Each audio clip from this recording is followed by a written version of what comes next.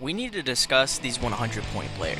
All right, so first off on the list, we got David Pastrnak. First time hitting 100 points this season, and man, could he have not done it in a better season. Currently, through 81 games, he has 111 points, 60 goals, 50 assists. Absolutely insane from David Pastrnak, and just from the Boston Bruins in general. He's having a fantastic season. Can he do it again? I think he can get 100 points again. Can he score 60 again? I don't know. So, in 2019-2020, ooh, this is super unfortunate, I just realized. David Pastrnak had 95 points right before COVID hit. And once COVID hit, obviously, no more regular season games. And I know David Pastrnak would have hit 100 points then. So, unfortunate that he didn't get to do it at that time, but this year, 22-23, with how the Boston Bruins are going, I think he's happy with his first 100-point season. All right, moving on. Nathan MacKinnon, man. Nathan MacKinnon, you would expect him to be a 100-point player consistently, right? But we all know injury, and he really never plays a full 82 games. Currently, right now, through 69 games, he has 107 points. He hasn't even played 70 games. That is crazy. I didn't even notice that. So, good for Mac. So, through these 69 games, he's got 39 goals, 68 assists, one more goal, and he'll be a 40-goal scorer. So, let's look at his previous seasons. All right, so Mac's previous total was 99 points in 82 games in 2018-19. So, he actually did play. He's played three 82-game seasons, like a full 82, and his most recent one where he played every game was that 18-19 season where he had 99 points, 41 goals, 58 assists. Like I said, you would expect him to be consistently a 100-point player every year.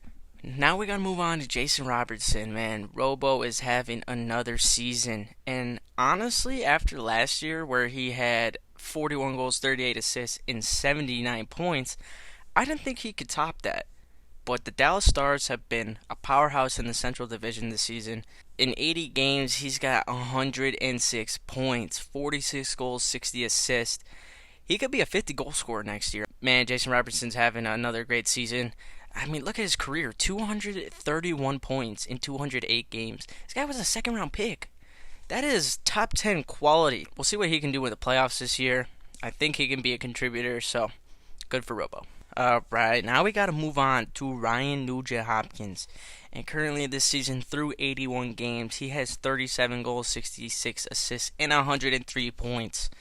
And this dude's 29, 30 years old? Usually, people in the industry think once you hit 30 is when you decline. Not for this man. Not for this former first overall pick. His previous point total in the season was 69 points in 82 games in 18-19. And just to see this man get to 100 points, it's been crazy. I mean, that whole Edmonton Oilers team is ridiculous. You got Leon, Connor, McDavid. They're not in this video because they've consistently hit over 100 points. Even McDavid in the 21 season where they played 56 games. It's crazy. So, Nuge hitting 100 points this season. Big ups to him. Congrats, Nuge. Let's keep moving. All right, now we got Mikko Rantanen. In 22-23, he has 102 points in 80 games, 54 goals, 48 assists. He's a 50-goal scorer. He hit the 100-point mark. I knew Mikko could do that, but I didn't really expect him to have a 50-goal season, or at least mid-50s. I expected him to at least hit 49 to 51. I didn't think he'd get anywhere close to 60. They still have 2 games left, and if he plays, I don't think he could get 6 goals in those 2 games. But he could get really close to 60. To see Mikko and MacKinnon finally hit 100-point seasons, oh man, great for Colorado. They didn't even do that last year when they won the Cup and they were the big powerhouse team. So, in the playoffs this year, Colorado's going to be scary, especially you got Cale Makar coming back. I'm not sure if Landeskog is going to come back game 1, but it sounds like he might come back for the playoffs. Maybe pull a Steven Stamkos where he came in for 1 game in the Cup final. Who knows? But watch out for the Colorado Avalanche. Moving on, we got one of my favorite players within the last couple years. We got Elias Pettersson, 101 points in 79 games. After he had his injury in the 2021 season, and he had 21 points in 26 games. After that, and coming back last year, and he just was super underwhelming. If you drafted him fantasy like I did last year, man, I couldn't tell you how pissed off I was at the beginning of the season. But then he started to figure out once they got Bruce Boudreau back in. And these Vancouver Canucks, they've gone through a lot in the past 2 seasons. But the only thing that's really been super dynamite about the Vancouver Canucks this season has been Elias Pettersson, man. He's just a sniper. He really is. And, I mean, you can see his confidence is growing. He's got some soft hands. He's got a nice shot. He's got great vision, too. So, watch out for Elias Pettersson. All right, to cap it off, we have Erik Karlsson. Oh, man, when was the last time a defenseman hit 100 points? It's been a long time. And Erik Karlsson, in 80 games this season on a pretty shit Sharks team, 100 points in 80 games, 25 goals, 75 assists, 25 goals as a defenseman. And he got his 100th point on his second goal of the night, last night, on the night I'm recording this. So, wow. I didn't think anyone could come close to what Roman Josi did last year. Especially, like, who thought Erik Karlsson would have this season? Everyone knew he had this potential, but, like, he's in his mid-30s now, I believe.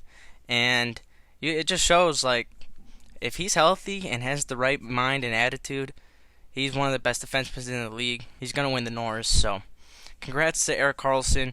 He didn't get traded at the trade deadline like there was some rumors. I'd love to see him on a contending team, so maybe we'll see that trade over the summer, or maybe the Sharks will become magically better. I would love to see Erik Karlsson back in the playoffs. All right, we got to go over to two guys that are having fantastic seasons that haven't hit the 100-point mark just yet.